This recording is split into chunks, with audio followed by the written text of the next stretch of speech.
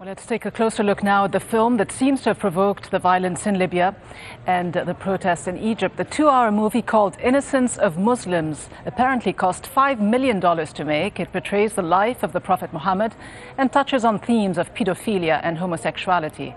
The writer and director of the film is a man named Sam Basil from California. He is now reportedly in hiding.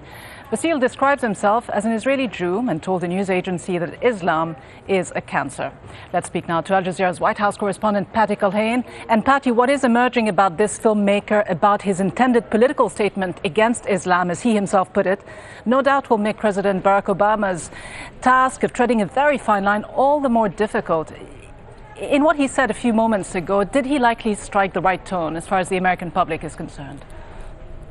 Well, even before he started speaking, his opponent in the presidential race, which is less than 2 months away, Governor Mitt Romney, came out and criticized the president. Obviously, the U.S. Embassy in Egypt had come out and condemned this film, and Governor Romney is trying to paint a portrait of the administration apologizing for American values. That is a quote from Governor Romney.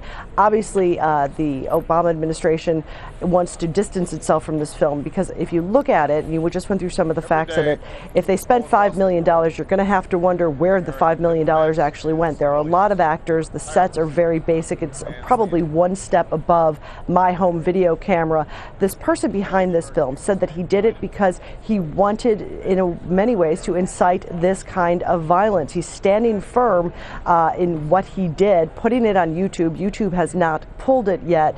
One of the things, though, when he was asked about at the time, just the one death that we knew of at the time, he said that it's not his fault, that he was sorry about it, but that is to be, the blame for that goes to the American government for not protecting its consulate and embassies better. So that's what we know about him. You can bet that all of the domestic media is going to be looking for this man and the people who put this on the website because we're seeing a split. Some people are focusing on that, others are focusing on what actually happened within the American media, and that's what we're going to be watching in the hours ahead. And Patty, the fact that this film might have been financed by as many as 100 Jewish donors, presumably within the United States, and was intended to provoke, as you say, according to the filmmaker himself, will no doubt raise questions, won't it, about the influence, the role of those within the powerful pro-Israel lobby in the United States who fund these types of projects with the intent of provoking, of drawing a deeper wedge between the United States and the Muslim world. Well, obviously, if that list is in fact true, that those names are going to come out, and that will be incredibly controversial. But I want to point out that we don't actually know what went into this movie. Again, if you look at the production values, $5 million seems like a bit of a stretch. He said he made it over 3 months and that it was financed by 100 people. But this is a man who made this film, who made these films, these characterizations that are literally the worst that you could make about anybody, specifically targeting the Prophet Muhammad, because he did want to see some sort of reaction. It does fall into a narrative of that some in the right wing that have been trying to promote is that you can only trust Israel in the Middle East. So now we have seen this reaction. The question really becomes the American people. How do they react to this news? Are they going to blame this man who's now in hiding, who is still trying to incite violence with his words, even long after his movie trailer has done that? Or are they going to blame the people of Libya?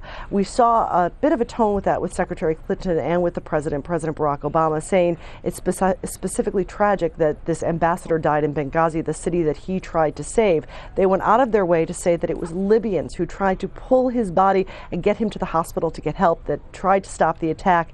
What matters is what the administration does with this and how the American people react. The administration is signaling that it is not going to change anything with its relationship with Libya, but you want to watch for American public opinion. Let's think about history. When U.S. diplomats, especially diplomats, more so than military personnel, when diplomats are attacked, it's a very rare occurrence in this country. And when embassies attacked, you tend to see the American public get up in arms about this. That is something that every politician is going to be watching because, again, there's just 2 months to the election and you never know exactly what's going to turn an election when it's this close. So this is a very high stakes moment, not just for the relationship between Mitt Romney, the president, and the American public, but between the people of Libya and the U.S. A lot of unknowns at this stage. Thanks very much for now, though. Patty Culhane in Washington.